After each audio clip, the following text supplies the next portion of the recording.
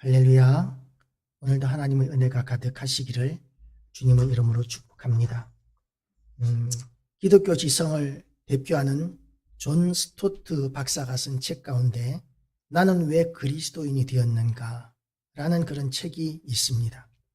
스토트 박사는 책 서문에서 내가 그리스도인이 된 이유는 기독교 가정에서 자랐기 때문이 아니고 스승의 영향을 받았기 때문도 아니고 그리스도를 영접해야겠다는 나 자신의 결단 때문도 아니다라고 이렇게 시작을 했습니다. 그리고는 이제 기독교인이 된 세 가지 이유를 제시했는데요. 첫째, 천국의 사냥개 때문이다. 둘째, 예수님이고 진리라고 확신했다. 셋째, 십자가만이 유일한 해답이기 때문이다. 라고 이렇게 말했습니다. 천국의 사냥개라는 이 말은 우리에게 상당히 생소한 말입니다.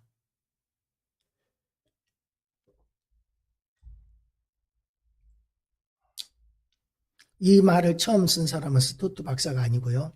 당시 유명한 시인이었던 프랜시스 톰슨이라는 사람이 쓴 시에 나오는 말입니다. 이 대단한 여인이라는 시집에서 이 말을 처음 사용했는데 이렇게 이야기했습니다. 우리가 원하는 길로 가고자 도망할 때조차 끈질기게 쫓아온다라는 뜻으로 사용을 했습니다. 스토트는 정말 주님이 끈질기게 찾아와 주셨고 굴복할 때까지 추격하고 채찍질 하셨기 때문에 예수님을 믿게 되었다고 이렇게 고백합니다. 그러니까 우리 주님께서 스토트 박사에게 또 우리에게 그야말로 한 번 물면 놓지 않는 사냥개처럼 그렇게 끈질기게 우리를 대해주셨기 때문에 우리가 예수님을 믿게 되었고 스토트 박사도 그렇게 예수님을 믿게 되었다라고 이렇게 이야기합니다. 또 다른 부류의 유형이 있습니다. 처음에는 복음을 적극적으로 부인했다가 나중에는 예수의 이름 앞에 무릎을 꿇는 경우입니다. 대표적인 사람이 이어령 박사라고 있습니다.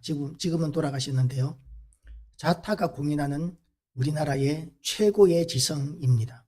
하나님은 그가 생명같이 사랑하는 딸을 통해서 또 눈에 넣어도 아프지 않을 손자를 통해서 그를 만지기 시작하셨습니다. 교토에 있을 때 하와이에서 걸려온 전화 한 통에 그냥 그는 꼬꾸라졌습니다. 그리고 그 지성의 대표자가 무릎을 꿇고 세례를 받았습니다. 거기에 대해서 이어령 박사는 이렇게 이야기했습니다. 평생 누구에게도 무릎을 꿇어본 적이 없었습니다. 나중에 무릎을 꿇고 기도하는 영상을 보니 충격적이었습니다. 마치 죄수 같았습니다. 기쁨보다는 고통을 느꼈습니다. 아이가 태어나면서 왜 우는지 세례받으면서 비로소 알았습니다. 이제 거듭난 것을 이야기하고 있는 것이죠. 오늘 본문은 이제 하나님께서 다윗의 집에 대해서 축복하신 그 일에 대하여 다윗이 너무나 감사해서 하나님 앞에 올려드리는 다윗의 기도입니다. 성경은 성도의 신분을 하나님의 아들이라고 이렇게 말합니다. 그런데 아들의 신분과는 전혀 다를 뿐만 아니라 상반된 듯한 하나님의 종이라고도 이렇게 이야기합니다. 모든 성도에게 주어진 합당한 신분이지만 다윗은 하나님께 기도하면서 언제나 자신을 주의 종으로 칭합니다. 다윗은 이스라엘의 왕인데 왕이면 가장 높은 자리인데도 불구하고 하나님 앞에서는 종에 불과하다고 스스로를 낮추고 있는 것이죠. 그렇게 종의 신분으로서 다윗은 하나님 앞에 기도하고 있습니다. 다윗은 나단을 통해서 하나님의 영원한 언약을 듣고 감사 기도를 드리기 시작합니다. 18절에서 21절까지 말씀입니다. 그는 하나님 앞에 자신의 뜻을 내려놓을 줄 아는 겸손한 왕이었습니다. 그리고 자신을 주의 종이라고 거듭 낮추면서 하나님 앞에 내놓을 것이 없는 부족한 존재임을 고백합니다. 하나님의 은혜 밖에는 할 말이 없다고 그렇게 이야기하고 있습니다. 이렇게 기도는 자신의 연약함을 알고 하나님의 크심을 인정하는 것입니다. 나의 연약함의 배경에 오히려 하나님의 은혜를 받을 가장 좋은 조건임을 기억하면서 겸손하게 하나님 앞에 나아갈 때 우리의 연약함 때문에 하나님께서는 우리에게 큰 은혜를 부어주시고 복을 부어 주십니다. 다윗은 하나님과 같은 분은 없으며 하나님 위에는 다른 신이 없다고 22절에서 이렇게 고백합니다. 그런즉 주 여호와여, 주는 위대하시니 이는 우리 귀로 들은 대로는 주와 같은 이가 없고 주 외에는 신이 없음이니이다 라고 이렇게 이야기합니다. 이것은 다윗이 하나님을 직접적으로 고백했기 때문에 경험했기 때문에 고백할 수 있는 신앙 고백입니다. 욥이 고백했던 것처럼 귀로만 들은 것이 아니라 하나님을 실제로 경험했던 것입니다. 참 신앙은 하나님을 경험할 때 우리가 가지게 됩니다. 관념 속에서 하나님을 찾지 말고 우리 일상 속에서 일하시는 위대하신 하나님을 우리가 만나야 합니다. 다윗이 하나님을 만날 때는 고난의 시간들이었습니다. 고난의 시간, 사울 왕으로부터 쫓겨다닐 때, 그리고 전쟁터에서 적군과 부딪혀서 생명을 건 싸움을 하게 될 때, 여러 가지 이렇게 위험스러운 위태로운 상황에 처할 때, 그리고 정말 고통스러운 상황에 처할 때, 굶주림과 햇볕과 또한 한밤중의 위험과 이런 위험들 가운데 처할 때 다윗은 하나님을 경험했었습니다. 우리가 하나님을 경험해야 온전한 신앙이 된다고 본다면, 그러면 우리에게 하나님께서 허락하시는 고난을 복으로 여길 줄 알아야 합니다.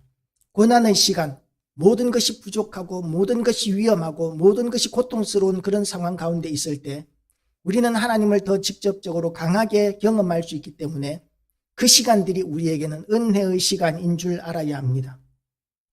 이제 다윗은 개인을 넘어 이스라엘 왕으로 찬양을 하나님 앞에 드립니다. 이스라엘을 구속하시고 인도하시고 수많은 적 앞에서 명성을 드러내신 영광의 주를 다윗은 찬양합니다. 이스라엘은 아무런 자격이 없는 그런 미약한 민족이었지만 하나님이 은혜로 택하셔서 하나님의 백성 삼으셨음을 노래합니다. 우리 역시 마찬가지입니다. 하나님의 은혜가 아니면 우리는 살 수가 없기 때문에 하나님을 우리의 왕으로 삼고 하나님을 찬양할 때 하나님의 은혜 외에는 자랑할 것이 없다는 것을 인정하게 되고 더욱더 우리는 우리에게 베풀어 주신 그 은혜에 감사한 줄을 알게 되는 것입니다. 그리고 다윗은 이제 25절 말씀에서 하나님이 약속하신 바를 이루어 달라고 다시 요청을 합니다. 여호와 하나님이여, 이제 주의 종과 종의 집에 대하여 말씀하신 것을 영원히 세우시며 말씀하신 대로 행하사라고 이렇게 간구합니다.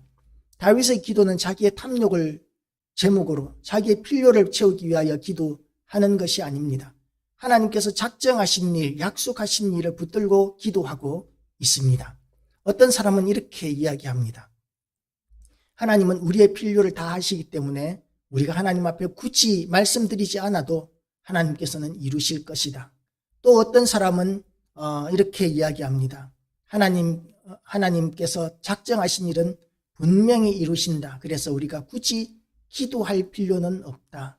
라고 이렇게 이야기하기도 합니다.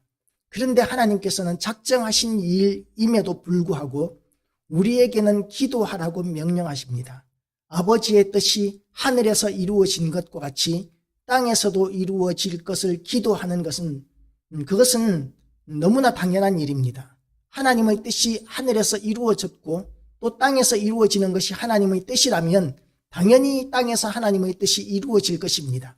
그런데 아버지의 뜻이 땅에서 이루어지는 그 일을 위하여 쓰임받을 일꾼이 바로 우리입니다. 저와 여러분이 하나님의 일꾼으로서 아버지의 뜻을 이루어 나가는 사명을 우리는 감당해야 합니다. 그 사명을 감당하기 전에 우리는 먼저 하나님 앞에 아버지의 뜻이 땅에서 이루어지게 하여 주시옵기를 기도할 의무가 있는 것이죠. 하나님께서는 이루실 것을 말씀하시면서 그 일이 이루어지도록 기도하라. 내가 이루겠다라고 끝내는 것이 아니라 내가 이룰 것이다. 그러나 너희는 기도하라고 이렇게 말씀하시는 것이죠. 노예로 포로로 끌려갔던 이스라엘 사람들에게 하나님께서는 기도하라고 말씀하셨습니다. 그 유다 민족들에게 너희가 그리하여도 기도하여야 할지니라.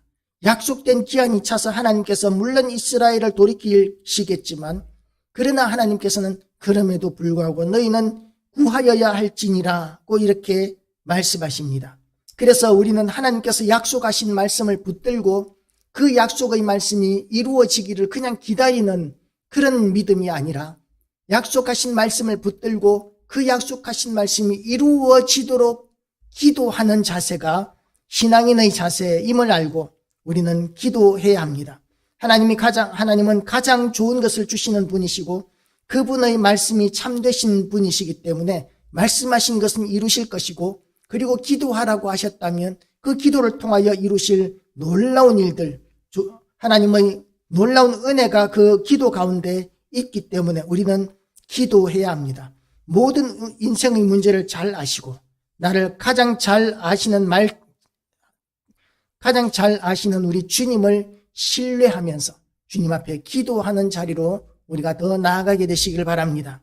다윗은 기도를 마치면서 종의 집에 복을 주셔서 영원히 주 앞에 있게 해 달라고 간구합니다. 영원한 도우심과 돌봄을 하나님 앞에 구하는 것입니다. 마치 사랑하는 이를 앞에 두고 눈을 떼지 않는 것처럼 자신과 자신의 집안에 하나님의 돌보심과 도우심을 함께 하시기를 구하는 것입니다. 우리는 무엇보다도 이러한 은혜를 사모해야 합니다. 우리를 눈동자같이 지키시고 그의 날개 그늘 아래 감추시고 보호하실 은혜가 영원히 우리와 함께 하시기를 축복합니다. 다윗의 기도는 하나님께 모든 주도권을 내어드리는 기도입니다. 지금 오늘 본문 안에서만 주라는 표현이 무려 45회나 나타납니다. 자신의 힘으로 이루려고 하는 것이 아니라 오직 만왕의 왕께 모든 것을 맡깁니다. 나는 여건이 이제는 형통하고 이제는 있을 만큼 있고 부유할 만큼 부유하고 강할 만큼 강하고, 그렇기 때문에 이제는 하나님 이대로가 좋사오니 이곳에 우리가 장막셋을 짓게 하소서, 이런 기도가 아니에요. 삶의 주도권을 온전히 하나님 앞에 맡겨드립니다. 그래서 삶의 주도권을 하나님께 내어드리고 인생을 온전히 맡겨드리는 다윗처럼 우리의 인생을 하나님 앞에 온전히 맡겨드려서 그 길이 영광의 길이 되든 고난의 길이 되든 그 인생이 세상 사람들이 보기에는 성공한 것처럼 보이건 실패한 것처럼 보이건 우리는 하나님 앞에 맡겨드릴 수 있어야 합니다. 그리하면 하나님께서 다윗과 함께 하셨던 것처럼 우리와도 함께 하시고 우리를 높이시고 우리와 영원히 함께 하시는 은혜를 우리가 누리게 될 것입니다. 그 복의 주인공이 되시기를 주님의 이름으로 축복합니다.